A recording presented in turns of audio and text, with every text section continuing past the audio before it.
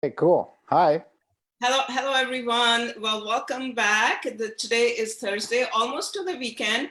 We are talking about a very interesting topic today, aging and longevity, which all of us want. But how do we achieve that? That's what we are talking with Dr. Kroner today. Dr. Kroner is an integrative medicine physician joining me live from South California. Thank you so much. Hi. Hello, everybody. Anti-aging and longevity. I just want to put some nuances on those two words because we're anti-aging is a little deceptive. We want to age well because everybody's going to age at some point, although they are evidence these days that you can actually reverse parts of the biological clock.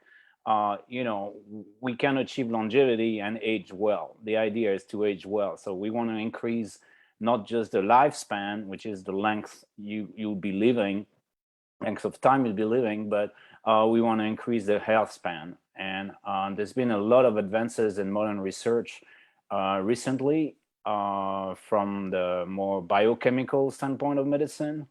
And there's always been a Chinese medicine tradition of which is called Yang Chen, stands for the nourishing of life. So this is the tradition, and there's the modern science. And nowadays, especially in my practice, my job is to blend both in order to give people the best.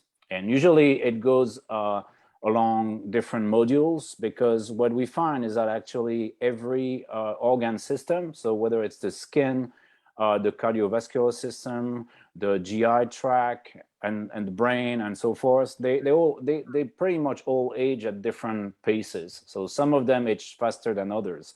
So you could have somebody with perfect skin, but a cardiovascular system that's not optimal at a certain chronological age. So that's just an example.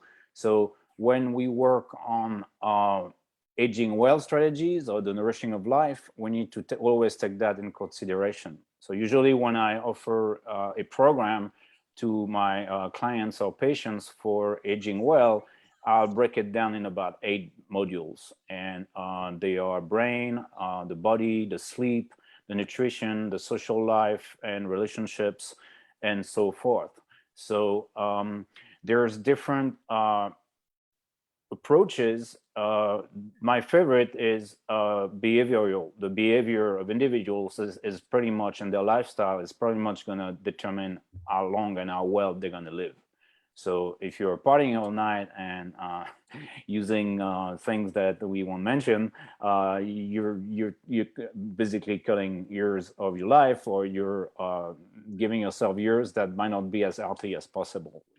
I think there's a shortcut with a hot dog. Every time you eat a hot dog, you lose a day of life. I don't know if it's true, because a lot of those behaviors can also be counterbalanced by the opposite. So everybody needs to enjoy a little fun sometimes. But that's the general guidelines. So I'll be happy to answer any question, actually, because if I would start going through all the modules, it would take about 8 days. So so do you have any specific questions for me? Yeah, so I want us to, you talk briefly on the higher modules. So I think we want to talk about general guidelines, right?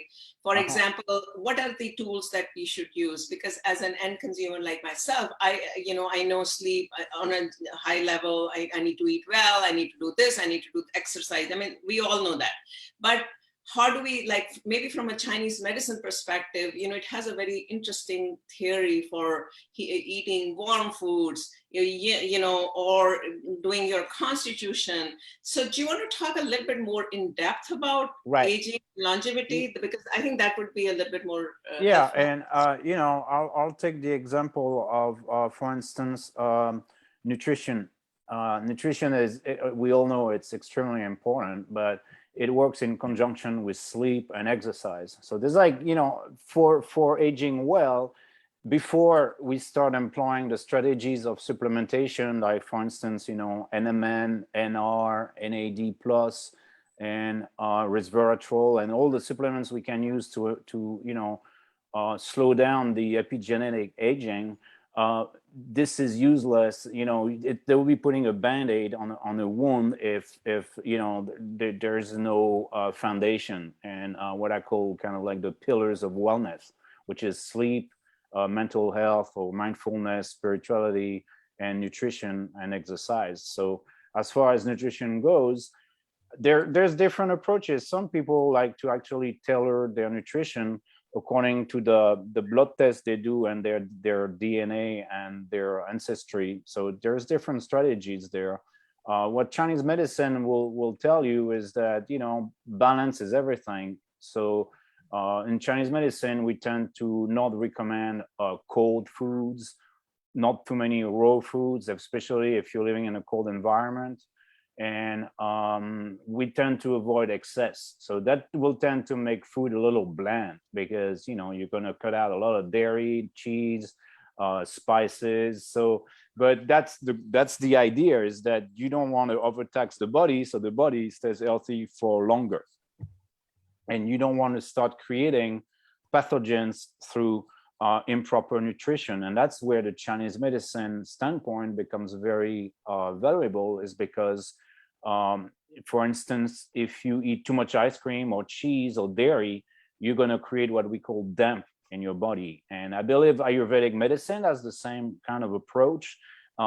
So damp eventually will turn into damp heat. So somebody who eats a lot of cheese and spices will end up with a tongue that's got a yellow coating that's thick, and then they'll have their digestion is going to change, their whole metabolism is going to change. So people should approach their nutrition as like feeding their little internal garden. In Chinese medicine, we always talk over the internal garden. So what kind of internal garden would you like? And then there's sleep, and sleep is so important. And you realize that people who actually sleep well live longer. And there is tools for having a good sleep routine, and we're all aware of those. It's just a matter of implementing them. No, it's good to dim the lights. It's good to wake up when the light is coming up, when the sun comes up. Recent research has shown that exposing what we call the melanocytes, I think, in the eyes to early morning, like right now here in LA, or early morning outside, to have this blue light that comes from the outside, without looking at the sun directly, can be beneficial for the circadian rhythm. So if you get up and you go spend 10 minutes and get some light, not necessarily sunlight, in your eyes, you're actually going to sleep better at night. And that's been found recently. And if people email me, I'll be happy to provide any references. Then there's there is all the other aspects, there's also the medical interventions. People have hormone replacement therapy after a certain point. Some people like to add human growth hormone, which personally I don't recommend. I try to think that more serious interventions are not always necessary. So I tend to approach the guidance for aging well more from the Chinese perspective, because it's gentle and it's natural. And then we can complement that with some modern supplements. And I already mentioned, NAD plus to increase this, and very important chemical in the body and in the cell metabolites. There is the other thing as well, is that what we call hormesis with an H, sorry, is my accent, is very important to stress the body in small amounts. So for instance, we find that heat and cold therapy work very well. So a cold shower after a sauna is actually a really good idea for aging well. What else? Then there's the bio tracking. So I think it's very important, especially with the technology that we have today, to actually monitor our variables, the blood markers, heart rate. Now they have rings that you can wear that will measure your sleep quality. So when working with people, it's really valuable to actually look at this data. and then in the same line of thinking, there's the DNA, and we can actually, there's companies these days, and I don't know how reliable they are because it's just the start. They measure the biological clock. So there's a scientist at UCLA, Dr. Horvath, who actually discovered those clocks, and they are called the Horvath clock. There's even one called the Grime. It's called the Grimm clock, or the Grimm age. The Grimm age is basically a clock that'll tell you pretty much, supposedly accurately, when you're gonna die. So it's a little scary, but actuaries already were doing quite a lot of that work for life insurance, and that was through questionnaires. So it's like, would someone want to know when they want to die? I don't know, but they might want to measure this, and if they're brave enough to postpone it a little longer.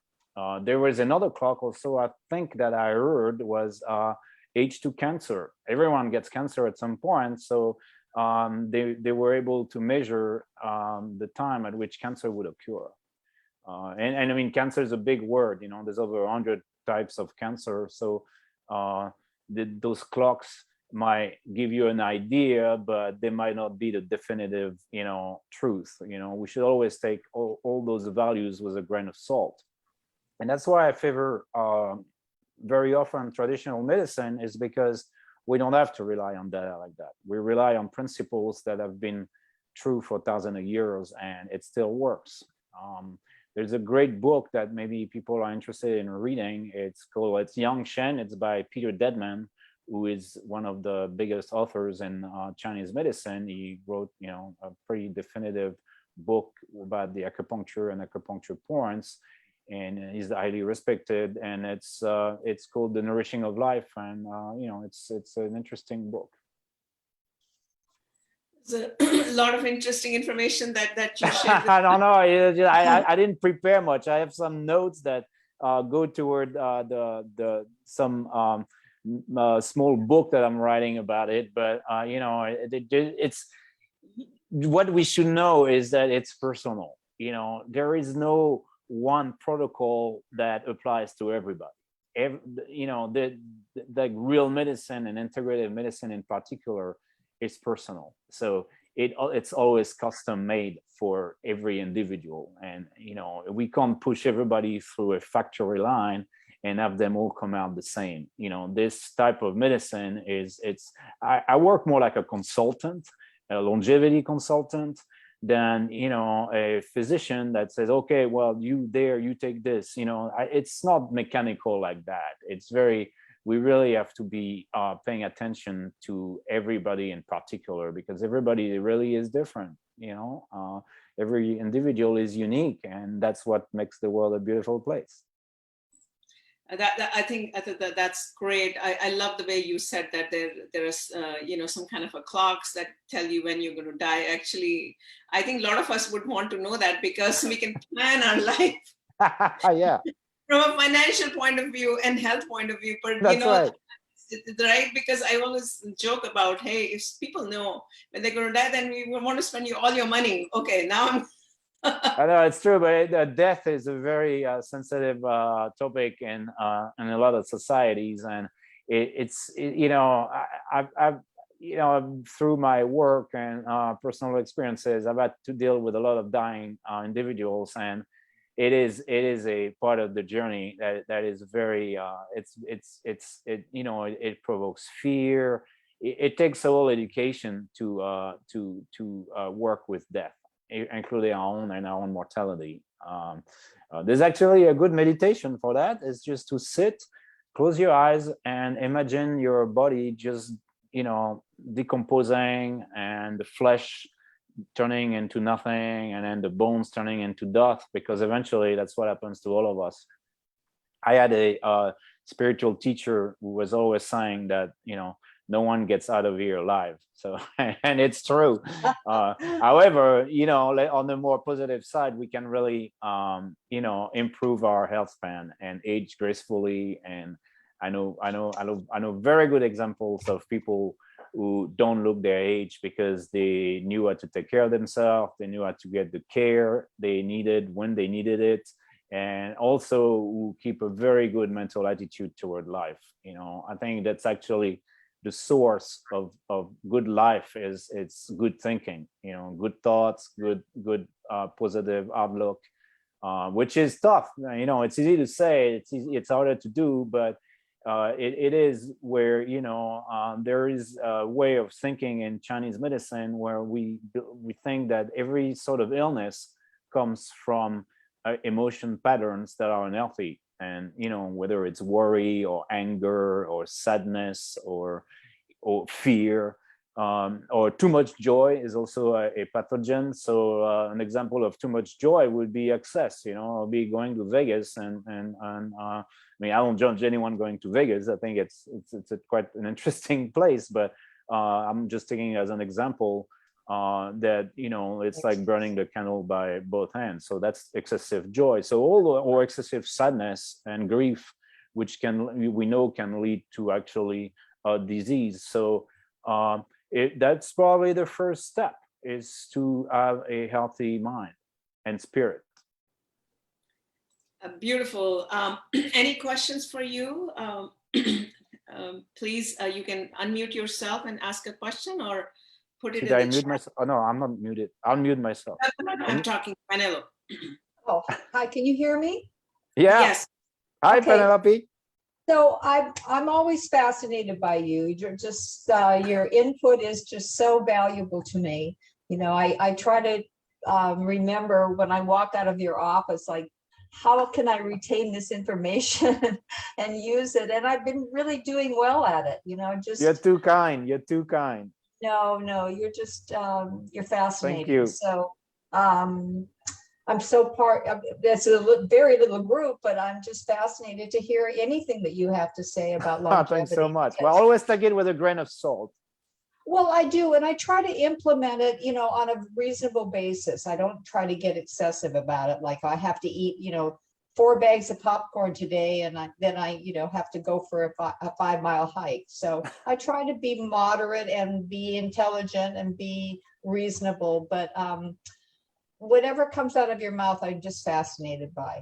Thank you. Well, I mean, if you don't mind me sharing, I think you're a stellar example of someone who can actually, implement all this. I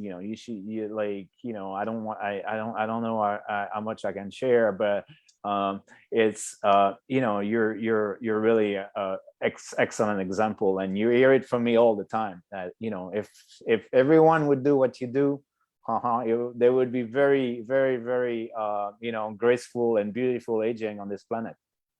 Oh, thank you. Thanks. I hope I didn't break Kipa there. No. And by the way, as a disclaimer, anything that I said on this podcast is not medical advice. It's not.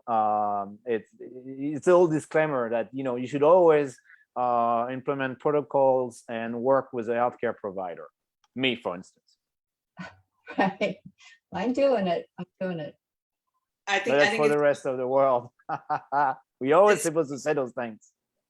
It's beautiful the way you explained it. I think all of us know it, but we don't know how to break it down, on a daily basis. And mental attitude, I love the way you said that the mental attitude is so important, and too much grief, too much joy. Certainly someone winning a lottery of millions of dollars is also not good, right? And too much grief is also not good. So you have to come somewhere in between of homeostasis, that where your mind is a little bit balanced. That's what I'm hearing. And nothing in excess, that should be the idea. And we live in a world that promotes excess, like the amount of time I mean, like we can do something to excess. Anything we can do to excess. Like right now, I have a friend. We play Scrabble to excess. Okay, so it's not going to induce extreme aging, but it's obviously excess, because they're like, well, aren't we playing a little too much Scrabble on our phones? I'm like, yeah, that can be healthy. I mean, there's worse things you can do in excess, but it's you feel like when there's excess, and our world promotes excess, because the modern world promotes excessive and unhindered growth, which we know where that led. It led to global warming, and everybody's burning on their seat right now. So that's another thing that I didn't mention, is that we have to be aware of that we're not just in little elements, individuals here. Everybody is connected to each other, and we're connected to the planet. If we all work on our anti-aging and healthy aging strategies, and we don't care of the planet, why? Everything's going to burn up. So you can live for 100 years, but if you're sitting on a volcano or in the middle of a forest fire, your resveratrol or NMN or the sauna and cold shower routine, it's not going to go that far. And that's another part of medicine that I'm currently investigating through the foundation that we have, is how do we evolve medicine in the face of climate change, because that's also connected to aging and longevity, but it's more like, how do we approach and help people who are going to be subjected to extreme heat. I'm fortunate enough that I've had quite a long resume in ultra endurance sports. So I've been able to run for an hour in the desert for 115 Celsius, Fahrenheit, sorry, not Celsius. But that came from training, and I'm not saying everyone should do this, but I'm aware that we're going to have to evolve with the planet as the planet warms up or gets more wet in certain areas or drier in certain areas. The food supplies are going to change, and it's the same as the subject of death. It's probably not mentioned enough, and the urgency of it. I know Al Gore made a movie, but it's just it's a little late now to actually do something. So we're gonna have to adapt, and adaptation is part of health and aging and evolution. So yeah, sorry, I went a bit on a tangent here, but once you get me started, I can't stop. Sorry. I think we need to have you come back and really make it a big splash on this topic, because all of us want to understand this topic. We don't. And rightfully, you said that we all worry about, oh, let me take this supplement, or let me try this cream, or we're just kind of obsessed as a human being that I need to look good, but we forget about the planet that's happening all around us. Fires in Yosemite, right in California. We're all from California, and cross our fingers, no more fires happen. But this is what is happening all over the world now. Right. Or look in Europe right now. I mean, England had crazy temperatures, and I'm laughing because I did live in England. I got lots of friends in England, and it's not funny. I'm laughing because it's funny from a cultural perspective that the British are burning up, but it's not funny at all because usually it's a pretty moderate climate there. The same with France, but it is scary that London never experienced those temperatures ever. Yes. So and that's going to impact everybody's health, and as physicians, it's our role to support the people. Well, we typically do a 10-minute session, but I was so How long was that? Oh my God! Yeah, of course. I knew it. We went overboard, but yeah, I appreciate. I really don't feel that I have anything new to say. There is, everybody has to be humble. I read research. I see what scientists do. I have teachers that have much more experience than me, who taught me invaluable lessons. There's our ancestors that we should not forget, and who developed medicine over time. But I just want to be saying that I really don't know everything, and I'm just sharing my perspective. At the end of the day, there's people doing extremely valuable work and research, and also disseminating this research to us, the clinician. I'm not a researcher, I'm just a clinician, and my job is to approach everybody individually and do the best I can to actually translate this research to practical protocols for individuals. That sounded like a sales pitch, but it is. No, Okay. you're the best. You're so informative, and I'm always fascinated by what you have to say. Even if Oh, I don't thank you. agree with it totally, I like to see things from your perspective because it's an unusual perspective. Thanks so much. It means a lot to me. And, it's just like, I really appreciate you so much. Oh, thank you. Likewise. Okay, Thank I've got to you. go. I've got something to do at 9:30. So Thanks for attending, Penelope, because you're the only one who came. You're the Okay, best. see you soon. Bye. Take care. Bye-bye. Thank you, Dr. Kroner, for being with us. To all the followers, to all the people, we are bringing these sessions, bite-sized sessions, on a daily basis, but we will be hosting some bigger sessions as well. And our platform is ready for everyone to take a look at it and tell us your feedback. We really appreciate everyone's support, and especially Dr. Kroner, who has come and given us so much wisdom, I should say, that tips that we Thanks. should start incorporating. Anything else Thank from you. you? Last, anything else you'd like to add? No, I like, I like the opportunity to share the little I know. And, if anyone, I don't know, maybe there's my information on the thing. I mean, it's easy to find me. You just Google my name and that's it. We will add your name in the comment section of this recording, which is live recording right now, and we will add all the details on if anyone wants to contact Right. you. We will be adding all the comments. Yeah, and we publish a weekly newsletter that most of the time it's about, and I should not say anti-aging, but it's about, maximizing our wellness and health. So it would lead to slow aging or better aging. So if anybody is interested, there's a way to subscribe or go to my, there's always something. Okay, thank you. Thank you so All right. much. Thank you. Take Thank care. you. Bye-bye. Bye-bye.